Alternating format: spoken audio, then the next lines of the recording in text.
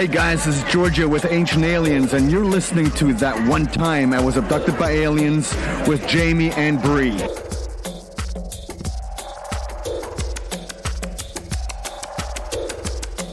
You're listening to That One Time I Was Abducted by Aliens. I'm Jamie. I'm Bree, and we're two sides of the coin.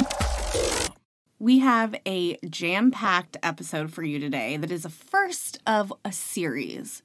Bree, what are we talking about? We're going to talk about remote viewing. We're going to dive deep into it. We're going to talk about what it is. We're going to talk about the history. We're going to talk about some very important people in it. And we're going to talk about even more in upcoming episodes. So far, I think we might do 3 episodes. We'll see how it goes, but there's just so much. Yeah, 3, maybe 4. There's a lot of information inside of here. And so buckle up, guys. This is going to be a ride. And it's extremely fascinating. Even researching it was like, wow. There's just so much to it, and it's all so interesting, so we have to share all of it with you guys. And it's definitely one of those topics that's a rabbit hole that we can go down and goes into a million different offshoots.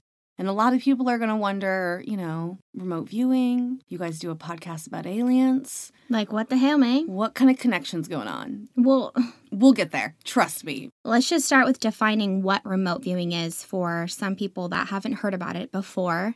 And it's basically the ability to sense and perceive information about a distant target, a location, a person, or an event, regardless of any separation in time and space. Hence the name remote viewing. You're viewing something remotely. In remote viewing, time and space ultimately has no effect. It's almost like it doesn't exist. There aren't any barriers in the information. It can be in the past, in the present, or even in the future, which is quite interesting. So it's basically that you're gathering information mentally where otherwise you wouldn't have any prior knowledge or even access to that type of information on the target. And remote viewing falls into the psi category. So parapsychology, psychic phenomena, ESP, which is extrasensory perception. And it also bleeds into what some consider as astral traveling or an OBE, an out-of-body experience. But although the ability might sound like it's special or it's exclusive to people that we consider to be psychically gifted, it's actually not. Remote viewing is a trained ability, and it could be taught to anyone, which is another thing that I find extremely fascinating. It's very down to earth, even though it sounds like something out of a sci-fi story. I've heard it kind of explained to, playing an instrument. Technically, everyone can do that. You can pick it up and you can learn and you can hone those skills in. Some people are more natural at it. Some people, it takes more time. But this is definitely some sort of a skill that you can learn. And we're actually going to be doing some experiments with this in our audience to see who out there can remote view. And at the end of the episode, we're going to put in a little game to start to test this. And we'll be doing it every episode. We're going to test everybody's abilities there in the audience to remote view. So stay tuned to listen for the target. Why don't you tell me how it is something that's obtainable? Well, the whole question of how could this even be a thing? And I think other than just accepting psychic phenomena as just something that's easy for us to do, it's just something that could happen in our mystically complicated reality of existence. But it could have something to do with that idea of quantum entanglement. And I know in our astral traveling episode, we did talk a little bit about quantum entanglement. And I think it might actually have something to do with this type of phenomena. So when particles become entangled, they remain connected, right? No matter the distance apart. When you experiment on one of the particles, the other particle will instantaneously react. Whatever action is done to one of the particles affects the other. Once there's a connection, which in this case it's entanglement, between an electron or a photon, and actually some people consider that we come down to just photons, just particles of light, which is also a reason how this could be possible. But it seems that there's an energetic connection between those two particles, and they're accessed no matter the distance of time and space. There's always that type of connection once they're entangled. So it doesn't matter when or where, it could be on the other side of the globe, but once there's that intent for it to be connected, it is. And so whatever happens to one particle, it will react to its other entangled partner. And this has been proven by science. There's pictures of it happening. You can look that up on the internet and you can see all the different slides. So this is something that is proven. And it also goes into, like the double split experiment that we talked about, where, a particle can basically be in a state of all possibilities, but until it's observed, there's a certain outcome. Almost like that intent. Once there's a mind that's putting an intent to that particle, then it makes it happen. So with that being said, it leads the idea of consciousness entanglement. So when there's an intention of the viewer on a target, then that information will instantaneously interact with the entangled target information. And it's the same type of situation, no matter what the circumstances are, time, space, whatever. Once your intent is on that type of information, it's instantaneous. It's like information and consciousness is always available. And this goes back to even the fundamentals of CE5, right? The CE5 protocols, the whole idea of everyone focusing on being this beacon of light at a certain point when they do the global CE5s. It's everyone putting their intent on making this sort of peaceful contact, but imagining yourself like a beacon of light. And that overall, the globe will be shining, glowing. So I believe the idea is that if we really are inside this type of quantum consciousness, like this one quantum mind, consciousness in general, then if we just have the intent and focus, that we should be able to plug into information that is always accessible to us. No matter the distance, the time, the space, who you are, no matter what, that conscious information is always available inside that type of space, which is our existence. Does that make sense? Yes. It's one of those things that I believe, and we've looked into the whole quantum entanglement thing, like I said, in astral traveling, and it makes sense. But then when I reflect and I'm trying to explain it in a way that could make sense with this, it's really difficult. And I honestly believe that even scientists in the whole, like, all types of quantum theory realms, I feel like it's even hard for them. Like, they understand, but yet a big part of the whole subject is that we don't understand, and we're trying to make sense of it all. And that's why there's all these different theories inside, all kinds of quantum theories. It's like everyone's trying to make sense of it all. So really, do we ever really understand it? To me, it's like something that I think I understand more in the spiritual, like metaphysical realm. That's why it makes sense to me, is because I look at it through that filter, with the idea that if I focus my intent, then I have ability to that information. It just makes sense to me that we're all a part of something, no matter how we can define that. And if we focus, that we do have access to all types of information. Well, I think really what you're saying is at the end of the day, your mind is a very powerful tool. And if you can figure out how to hone it and use it, the things it can do are incredible. Absolutely. If this is a possibility, which I believe it is, and it's been taken very serious by governments, which we'll get into. But I mean, I just feel like if anyone knew that you could do this, we would use it more, like in all aspects of life. It's kind of like this hidden thing that's not so hidden, but unless you pay attention, you don't know that it exists. Well, and that's something we're going to talk about in upcoming episodes as well. We're going to definitely talk about this, the program was ended. A lot of it was declassified when it comes to the government side of things. And why was that? There's a lot of opinions out there. Or are we still doing it? What's happening? So we'll get to that. But let's maybe roll back the clock just a little bit. And really, to understand all of this, start kind of back at the beginning and see where these roots of remote viewing even come from. It didn't just happen overnight. Remote viewing has its start way back in the days before Christ. We're talking BC area. Bringing it back to Jesus. We're talking BC era. We're talking, when there was just like sand everywhere and everyone wore weird robes. We're going all the way back to that time. So there was this king, and I'm probably going to mispronounce his name because who really knows how to pronounce things from, this area? But it's Croesus, the king of Lydia. And we're going to talk about him and the Oracle of Delphi. So in an area that now is what we would call Turkey, the king felt this like really kind of heavy presence of threat of war from the Persians who were surrounding him. And back in those times, how you kind of figured out strategy is you went around and you talked to like these spiritual people and oracles and these people who were really close to the gods and stuff like this, who gave premonitions. So he sent out all these messages to the leading oracles in Greece and in Libya with kind of a test inside of it. And he told all these messengers exactly 100 days from when they left his castle to deliver this one specific question to the oracle and write down their answers and bring it back. Exactly 100 days later, all these messengers opened up this letter, and it just said, "What is the king doing at this very moment?" So, a few days go by, messengers start coming back in with all these letters, and the king is super excited to open them.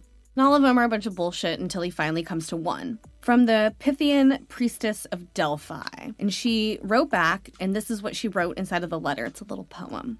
"I can tell how many grains of sand lie at the bottom of the sea, and those who cannot speak can communicate with me. Now I feel the scent of a dish that is hot. Lamb and tortoise boil in a big bronze pot." Weirdly enough, that's exactly what the fucking king was doing. He, in his mind, had this great plan. He's like, I'm going to do something so particular that no one's going to be able to figure it out. I'm going to make tortoise and lamb stew inside of a bronze pot. Like, how random is that? No one does tortoise, that stuff. That sounds gross. That's what I'm saying. It's not tortellini. No. This is a freaking turtle. Yes. But it was so weird that someone would do that. That is very particular, for sure. Like, she'd be like, like maybe a turkey because we're in Turkey, or like some stew, you know what I mean? But so this question kind of comes up, and it's going to come up a lot, I think, in this when we come to remote viewing. Is this some sort of psychicness? Was she remote viewing there? Was she able to see it? Was she, reading somebody's mind? Like, who knows exactly what was happening? But it's this very first kind of written record of, like...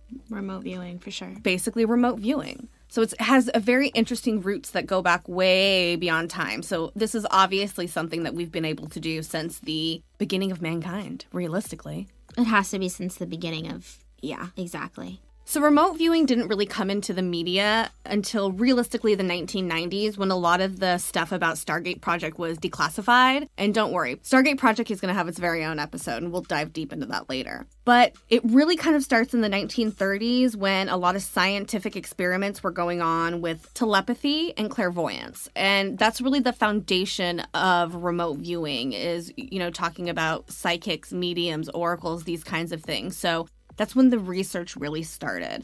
But when it really got poppin' and remote viewing really became a thing was in the late 1960s to early 1970s, when they were doing a lot of out-of-body experiments in New York at the American Society for Psychical Research. And this is going to point us in the direction right now of our first superstar of the episode, Ingo Swann. Ingo Swann was a psychic, artist, author, and, basically the father of modern remote viewing.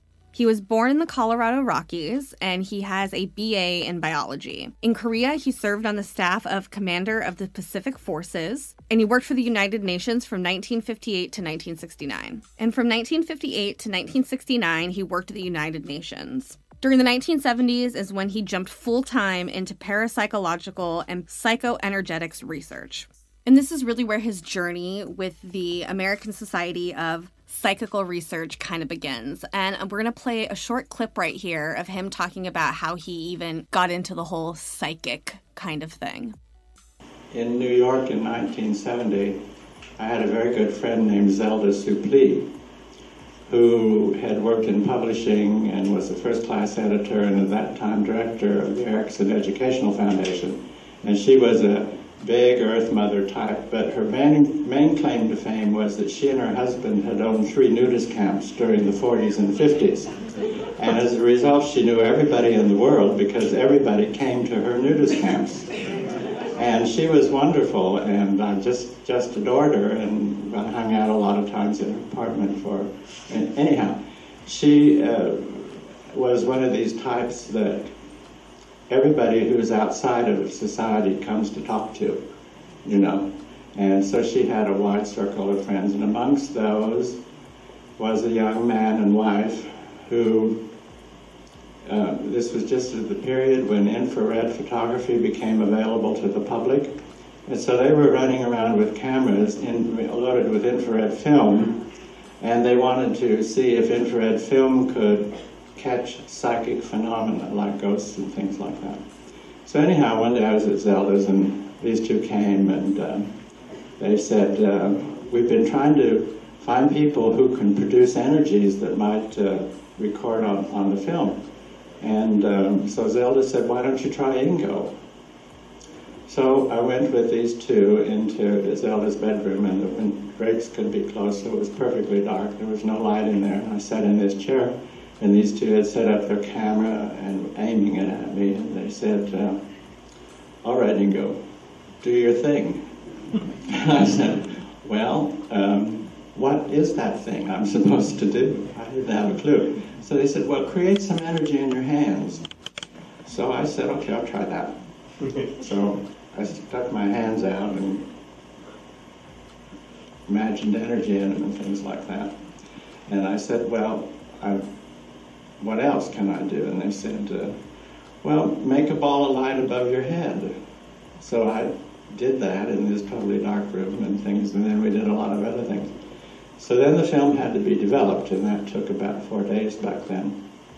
And then they came back with, here I am sitting in this chair with the light balls in my hand, and you could see them. They're sort of half moonlight, and they lit up the underside of my face and things in this dark room. And you could push me over with a feather. I'm leaning on this.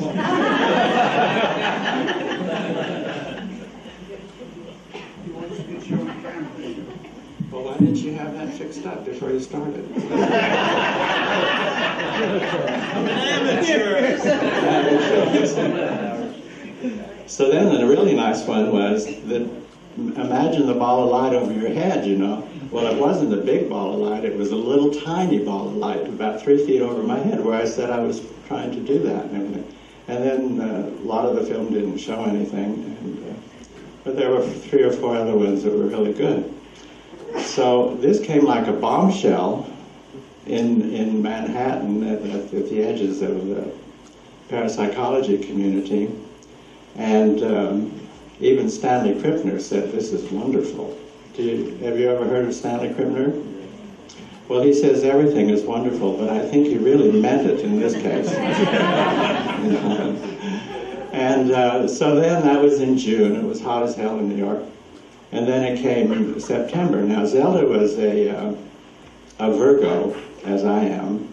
And for many years, she'd been holding a Virgo birthday party for all of the Virgos that she knew, you know. Because everybody hates Virgos, you know, they're so pissantish, I guess. And so she invited them all, and so a lot of them came. And then that was the party I met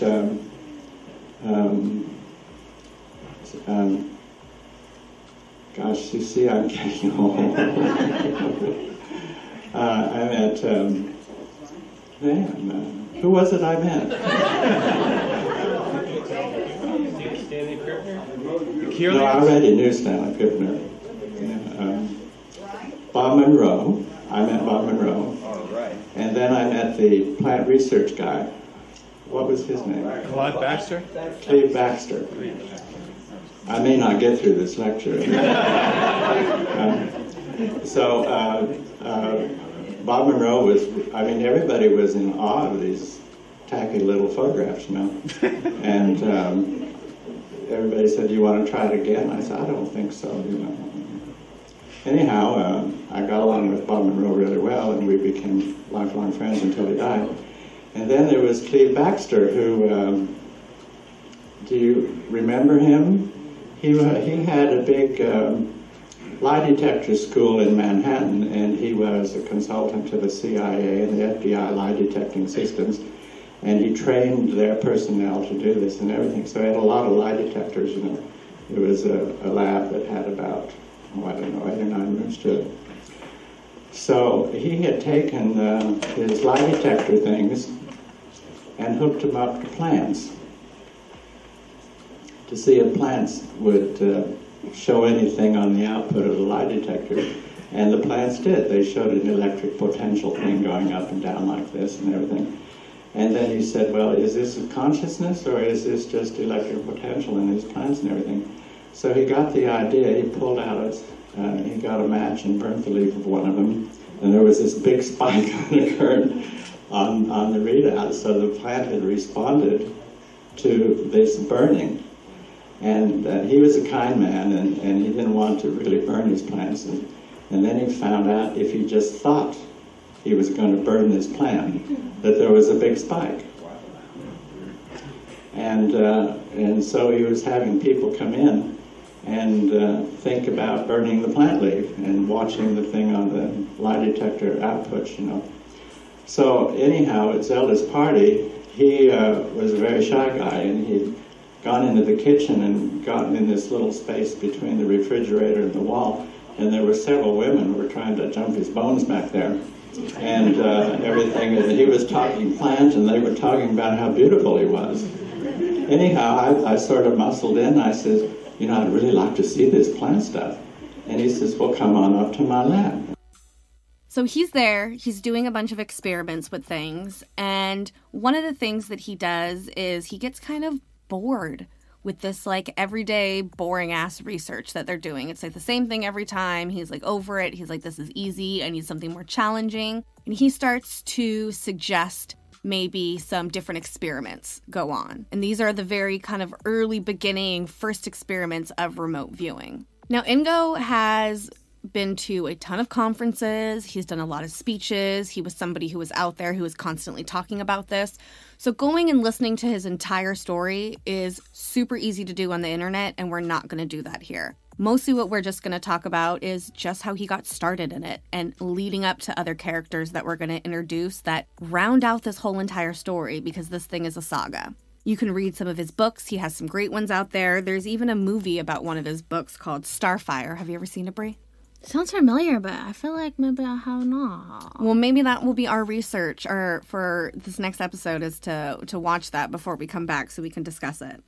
To really keep this story progressing along, we're going to move on to our next big character, and we're going to talk about Dr. Hal Puthoff of the Stanford Research Institute, which actually isn't really called the Stanford Research Institute anymore. Even in the early beginnings before Stargate Project started, they actually dropped the Stanford, and they were just known as the SRI because Stanford and them have like a little divorce. But that's what it really stands for, SRI. Yes. Stanford. But it doesn't go by Stanford anymore because of a lawsuit, so.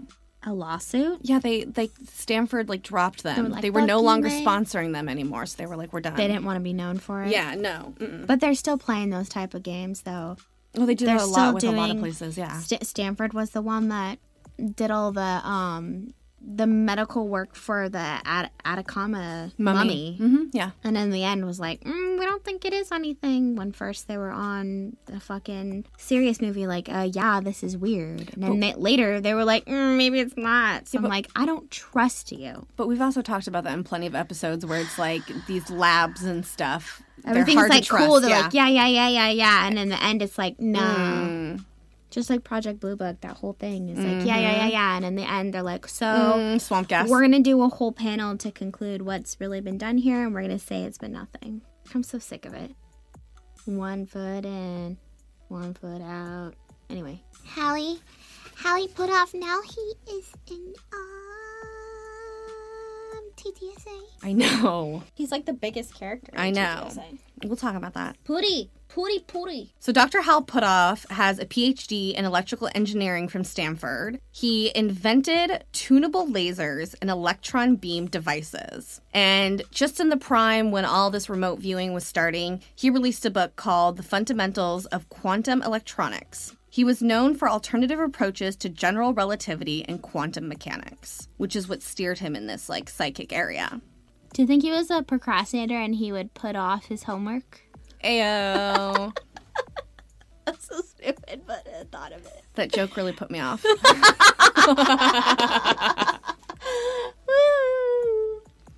So here's an interesting fact that I found out about him. About up until this time, basically. Did you know that he was heavily involved in the Church of Scientology?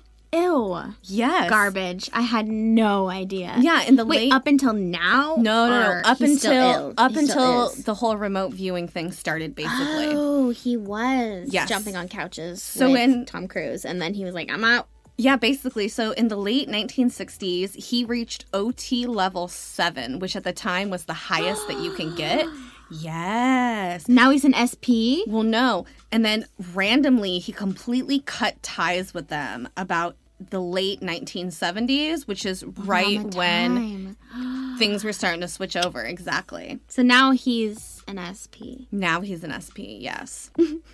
Right now, I'm going to play a clip of him talking about this transition into the more psychic side of things, and it all has to do with Ingo. It's where it all kind of starts. Now, the way the program got started, I had been at Stanford and working on lasers, quantum electronics. I had just completed a textbook with a co-author there and on lasers and quantum electronics. And as is always the case, there's nothing like writing a book to realize there's a lot of stuff you don't know. And one of the things I realized I didn't know was whether quantum physics could ever apply to human consciousness, for example. And so I proposed a very modest program and circulated around a proposal to begin to explore quantum aspects of human processing. And a copy of that proposal ended up on a desk in New York. Somebody looked at it. And it turned out that Ingo Swann, who you'll hear more about in this conference and who will be presenting in this conference, happened to see a copy of my proposal. And so he wrote me a letter, and he said, look, if you're interested in quantum physics and consciousness, you shouldn't be working with algae, which is what my proposal had to do with, because they can't tell you anything. You should be working with someone like me. You should be working with psychics. Well, actually, I'd never thought of that. At that point, I'd never even bought a copy of Fate magazine. But along with his letter, he provided some material that indicated that he had successfully done some psychokinesis work at City College in New York. And as a physicist, that interested me. So I invited him to come out to SRI and see what he could do. Wait, I have a question, though. Yes. Don't you think it's interesting that he would even have a Church of Scientology background, being kind of a scientist, though? Yes. Because they're into, like... They're, like, super anti-psychology and, like, yes, very much so. And yes. It's very... I feel like Scientology thing, I'm like, half of it's, like, cool. Like, that's, like, totally metaphysical. I'm into it. And then it goes fucking sideways and off the rail. But I think it's interesting for a scientist with that type of technological background to also be in the Church of Scientology. Or was it just a fake? Do they get those types of people involved in that type of research to maybe probe the whole subject? And then he realized, I'm working on the wrong side, and then drops out of Scientology. I think that you have to remember that at that time, Scientology was very different than what it is today. Oh, like maybe it was actually like cool, like yes. lives. But I also think that in true Scientology fashion, what they liked to do was get very important people wrapped into them. And he was a very important Stanford researcher, you know, even before he really was, you know what I mean? So they like to foster those types of people. And sometimes people who are very, very smart can be very stupid and get trapped into things.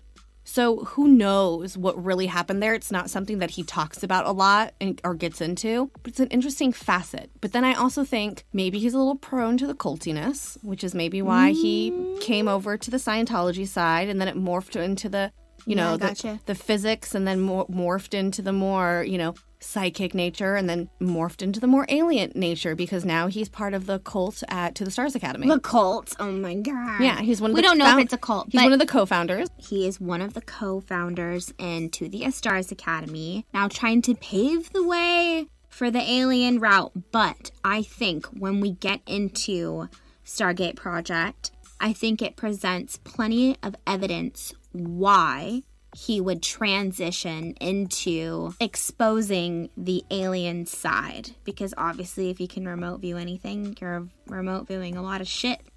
And his coworker, also co-founder of all of SRI's research, is Russell Targ. The last player of our episode / our speaker highlight of the week. Russell Targ is going to be at Contact in the Desert, which is another reason why we want to highlight him, because I am so excited about this. Have you watched Third Eye Spies yet? No, I've not. Okay. Well, anyone else can watch it. You guys have Amazon Prime, whatever. It's free. And it also dives into not necessarily about Stargate Project a little bit, but it doesn't have the extent to everything they got into, just kind of goes about it.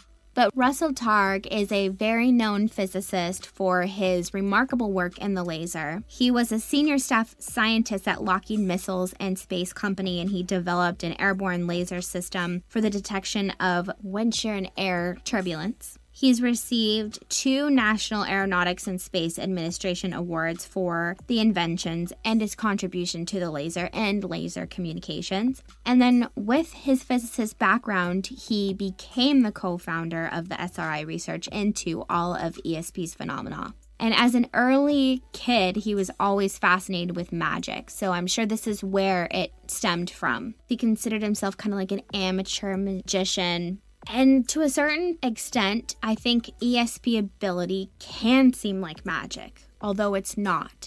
And so I think taking his physicist background, trying to convert it into science, he's kind of showing the scientific part of what is considered magic with psychic research.